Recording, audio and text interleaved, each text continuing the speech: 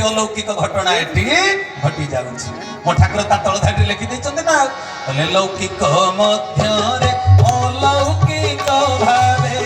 छपि रहिछन्ति जेहु सबु अलौकिक लौकिक रीतिरे करि चालिछन्ति सेहु सबु अलौकिक लौकिक रीतिरे करि चालिछन्ति सेहु बोल सदिरानंद चरमनाथ जय सबु लौकिकता भितरे प्रभु अलौकिकता भरी रखी तेणु मो ठाकुरंकर इच्छाटा मो मन कोण चाहिला कि कला सुख परीक्षित संवाद आनंद घाट गंगा नदी तीर रे हेतिला 60,000 ऋषि बसी सुखदेवंक ठारू भागवत शुणुथिले से दिन टेंट पड़ीथिला सुख परीक्षित संवाद रे टेंट पड़ीथिला कि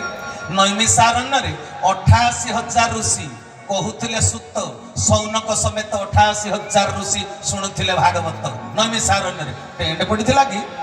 तबे सजन वृंद मो प्रभुंकर आज इच्छा कौन है कि कला छुआ सबु बेले टेंट तले बसुचंती सीता बिंजी प्रकृति रूपिणी जगदम्बा भारतेश्वरी सीतांको पीठरे जाओ एठी गुटे अलौकिक लीला हबो नियारा ढंगरे सब सतसंग दर्शन करी हरि हरि बोला जोटा यादगार है गिरी रही जोटा अविस्मरणीय है गिरी रही आ नहले लौकिकता भितर अलौकिकता कौन कि एटा होची अलौकिकता तबे साधारण लोक दृष्टि रे जा असाधारण व्यक्तित्व दृष्टि रे ताहा तबे आमे माने कोन होबा आमे साधारण ना असाधारण मो ठाकुर कहले पूरा तू साधारण जीव परी हबु नाही रे चरम तबे साधारण जीव परी जदी हबु लोक कहबे देखो म केशव ठाकुरंकर करूथिले यज्ञ ट्रेंड खसी पड़िला साधारण दृष्टि रे किंतु असाधारण दृष्टि रे दिव्य दृष्टि रे कोन प्रभु एमिति अलौकिक लीला करले जे हजार हजार लोक तांको प्रभु को केते प्रेम करंती जे आकाश तले बसुचंती सब बंधन को काटी देई प्रभु तुम्हारी बंधन रख हरि हरि बोला आ नाटुआ नटवर नाट लगैचंती से नाटक को किए बुझी पारिबो तुमे तो नाटुआ सब रूपे नाच तुमे पुणी नाट देखो तुमे तो नाटुआ सब रूपे नाच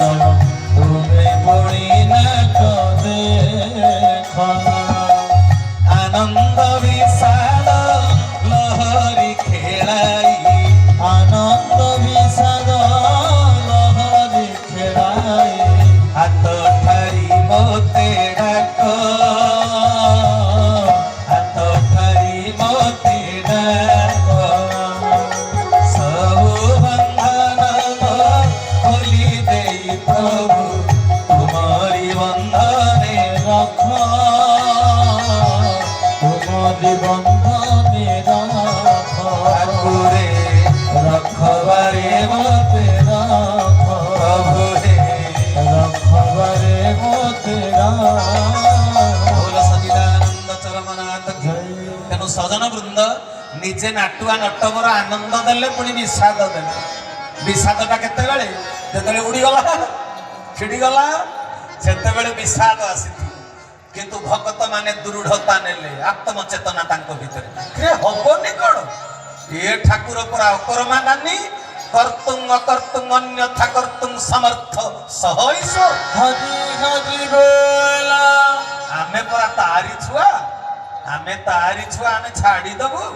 मौका मिली छाड़ी दबु मौका मिलेगा तो हम बता देंगे तुम्हें कितना प्यार करते हैं सनम तेरे सजन वृंद आज केड़े सुंदर भाव रे ये आकाश छात तले भाई भौणी माने एते श्रद्धा रे बसी हौ तेरे कथाटा मोर कोठी थिला कि आडको टिके पसी गली आ तेरे भाई भौणी माने ए त्रेतया जुग रे एते ऋषि महर्षि थाउ थाउ से मानक भितरे वाद विसंवाद तुटिला नाही मनांतर मतांतर तुटिला नाही तेनु धर्म संस्थापन पई प्रभु निराकार साकार होई आसिले नामटी हेला रामचंद्र पुणी मामू घर कुशल होई केन्दुझर तेबे सजन वृंद ये द्वापर जुग रे समिति ऋषि महर्षि बहुत थिले चांडिल्य ऋषि मांडव्य ऋषि गार्गव ऋषि सांदीपनि ऋषि दुर्वासा ऋषि समस्त शिष्य ग्रहण करिथिले लक्ष लक्ष शिष्य ग्रहण करिथिले ଜ୍ଞାନର ବାର୍ତ୍ତା ଦଉଥିଲେ, ସାଧନ ସୂତ୍ର ଦଉଥିଲେ, କିନ୍ତୁ ସେମାନଙ୍କ ଦ୍ୱାରା ଯେତେବେଳେ ଧର୍ମ ସଂସ୍ଥାପନ ହେଇପାରିଲା ନାହିଁ, ଧରାପୃଷ୍ଠକୁ ଗୁରୁ ରୂପରେ କିଏ ଆସିଲେ? ବସୁଦେବଂ ସୁତଂ ଦେବା କଂସ ଚାଣୁର ମର୍ଦନ ଦେବକୀ ପରମାନନ୍ଦ କୃଷ୍ଣ ବନ୍ଦେ ଜଗତ ଗୁରୁ। ତେବେ ଜଗତର ଗୁରୁ ଭୂମିକାରେ କିଏ ଅବତୀର୍ଣ୍ଣ ହେଲେ? ସ୍ୱୟଂ ପରମାତ୍ମା, ନାମଟି ହେଲା କୃଷ୍ଣଚନ୍ଦ୍ର। ତେବେ ଭାଇ ମୋର କହୁଛନ୍ତି ଯେ ଠାକୁର ଶ୍ରୀ ଶ୍ରୀ ଶ୍ରୀ କେଶବ ଚନ୍ଦ୍ରକୁ ଚିହ୍ନିବା,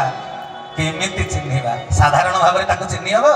ଭାଇ ଭଉଣୀ ମାନେ, ତାକୁ କାହିଁକି ଲୋକମାନେ ଚିହ୍ନୁ ନାହାନ୍ତି ସେ କଥା ଯଦି ଆଲୋଚନା କରି ପୁରା ବହୁତ ସମୟ ବିତିବ। ପୁଣି ତାଙ୍କ ପରିଚୟଟା ନାହିଁ ସଂକ୍ଷେପରେ ଦବା ଆଉ। ତେବେ ମନ ଦେଇକରି ଶୁଣିବେ ସଜନ ବୃନ୍ଦ, ପ୍ରକୃତରେ ଭଗବାନ ହଉଛନ୍ତି ସତ୍ ଚିତ୍ ଆନନ୍ଦ